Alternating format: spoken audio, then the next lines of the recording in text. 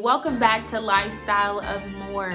Today we are going to be talking more travel, and more specifically we're going to be talking about the differences between Airbnb and hotel. Confession: I managed my own Airbnb for a few months, and I oftentimes stay in Airbnbs when I travel for personal reasons. When I'm on holiday, I'm definitely staying in an Airbnb.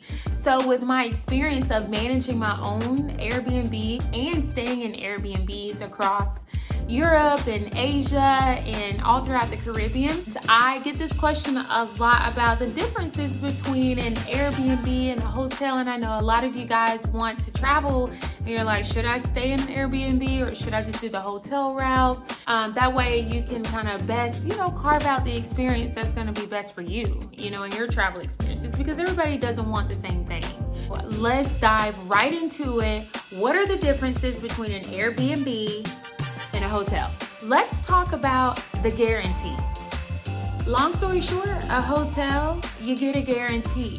Okay, you know exactly what you're paying for. You know exactly how the room is gonna look. You know exactly what is included in your package.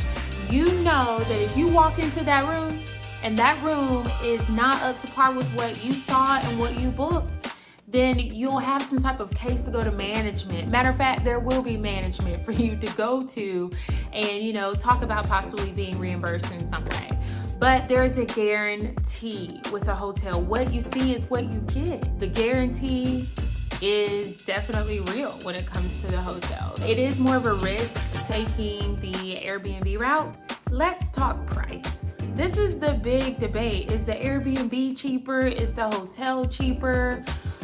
It really depends on where you're going, what you have included in your package, right? Whether that's hotel or Airbnb, the location of where you're actually going, because there's some Airbnbs and hotels that are in a more remote place, right? And maybe they don't cost as much as the ones that are right in the middle of all of the tourism and attractions and things like that. But on average, the Airbnb will be cheaper than the hotel. The hotel has state taxes and occupancy tax and this tax and that tax. And so by the end of your hotel stay, you got a bill for $120 in taxes and you don't even know where that came from because you did your best not to touch the water in the refrigerator. And of course, because you get the guarantee that we just talked about, hotels do have a little bit more leverage to say, okay, we're going to charge you more, right? Of course, there are Airbnbs that are more expensive than hotel rooms, right? We know that. There are anomalies, but on a national average, hotels are going to be more expensive. So when we talk about price, if it is price that you're thinking about, perhaps an Airbnb can really check that box for you, and perhaps you can try that next time if price is a concern of yours. So far, we talked about the guarantee, right? What you see is what you get with a hotel. An Airbnb may be a little risky for some people who don't really like to take risks. And then we talked about the price. We know that there are Airbnbs that are a little bit, pricier and things like that. But on a national average, the hotel is going to be a little bit more expensive than the Airbnb. Make sure you guys are keeping up with your pros and cons list here, okay? Because it is getting real and we are going to keep going here. Let's talk about cancellations. And I'm going to talk about cancellations because this has happened to me. We're 2 weeks out, right, from my Costa Rican birthday trip. I already had the most perfect Airbnb for my jungle fever theme. And bam, I get a text that says my Airbnb has canceled. So the cancellations, look, long story short, the hotels, they're not going to cancel on you last minute. And if they do, they're going to have some type of reconciliation as to why they even had to cancel. Maybe a refund, maybe a free room, maybe a free trip. With Airbnb, the host has the ability to cancel up until the last minute. I'm going to repeat that statement again. The host has the ability to cancel on your itinerary up until the very last minute. Versus a hotel, right, which is not going to be doing last minute cancellations like that. So we talked about the guarantee, right? What you see is what you get. We talked about the price. On average, hotels will be a little bit more expensive than the Airbnb. And now we're talking cancellations. But hey, if you're into taking just a little bit of risk here and there, maybe a surprise cancellation or two will shake things up. So let's talk concierge. Hotels have concierge. They have amenities that are provided by the concierge. So in an Airbnb, that may not occur.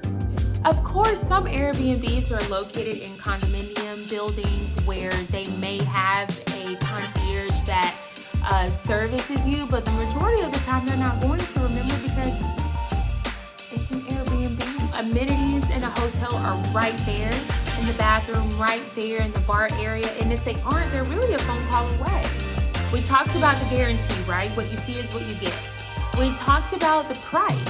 So if a concierge and amenities is something that's very important to you, don't necessarily look for that in your Airbnb. Let's talk security. Now, I know oftentimes people think that Airbnb necessarily doesn't come with security. That's not the case. That's not the case. What is the case, though, is that security is not guaranteed with an Airbnb, right? So if this is something that's very important to you, it is very pertinent that you read all of the details about your Airbnb before you actually reserve it. That way you know if security actually comes with your particular reservation. Of course, if you're in a hotel, security is kind of a duh, right? You know, you may have your bellman. Of course, your specific customized room key is a huge security measure that hotels put in place. Something you may not have in Airbnb because it's a key, so you don't really know who has the access to the unit. These are things that we need to think about whenever we travel, but we just have to be cautious, right? So it's important to, like I said, read through your Airbnb itinerary, know if it comes with security or not.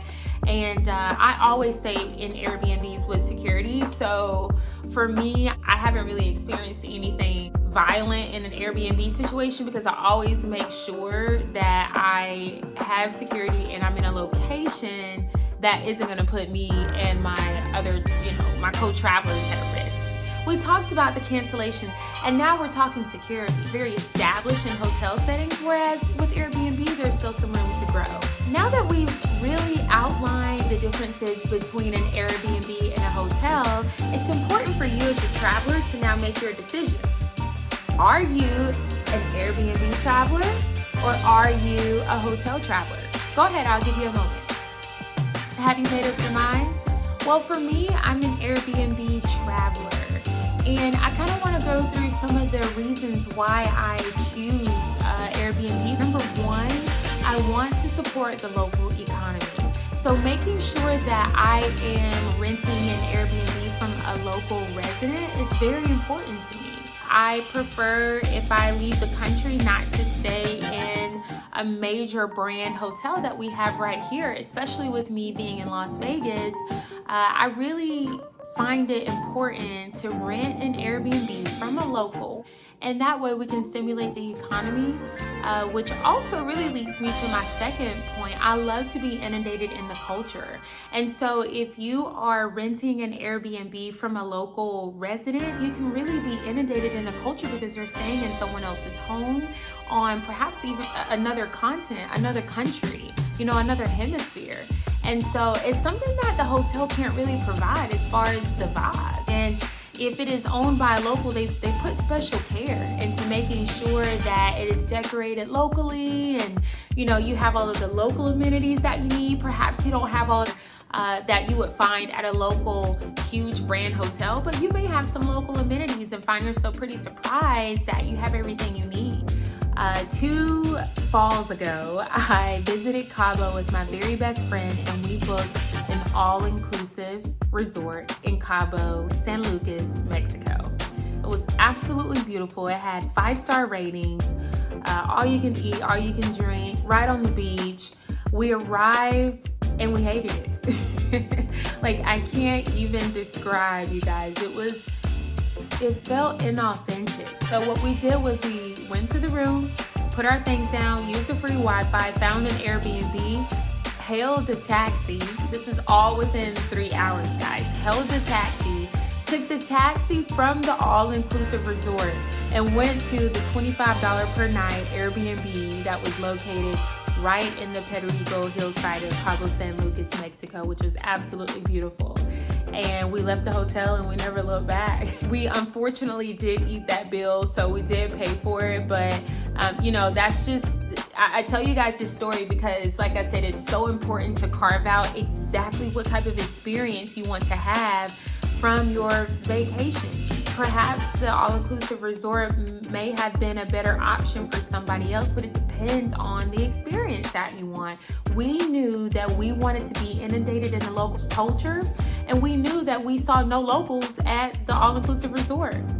So for us, the actual mission and focus of being in Cabo, which is to be amongst the locals, would have been lost because there were no locals. So for me, I want to be in an area where the locals are really driving my experience. This is all about the type of travel experience you want for yourself. Because Airbnbs and hotels do offer very, very different travel experiences. You just have to actually understand what your needs and your wants are and make sure that you choose the right place to stay. We wanted to be in the streets, we wanted to be amongst the local families and see the local beaches. And so the Airbnb was actually about 40 minutes away from the hotel. So it's so crucial, guys, to figure out what location you want to be in, because the hotel was in a nice family-oriented area of Cabo San Lucas. But, my best friend and I, we didn't come as a family. We came as two best friends wanting to have a great time. A third reason why I really am so big on traveling as an Airbnb-er is because if you rent from a local resident, right, which we've already talked about, and you are inundated in the local culture, typically the local host will have local activities for you to do. When I travel for work, of course I'm going to be staying in a hotel, right? Because of those amenities, because of that guarantee. You have meetings to attend and things like that when you're out of town for work. I will say that if you find yourself being a consistent hoteler, definitely try out an Airbnb for your next travel experience. If you are a consistent Airbnb-er, definitely keep being a consistent Airbnb-er. And so now that you guys know what the differences between an Airbnb and a hotel are, I'm very excited to hear about how your next travel experience goes. Make sure you guys subscribe at lifestyleofmore.com. Here's to more life, more food, and more travel.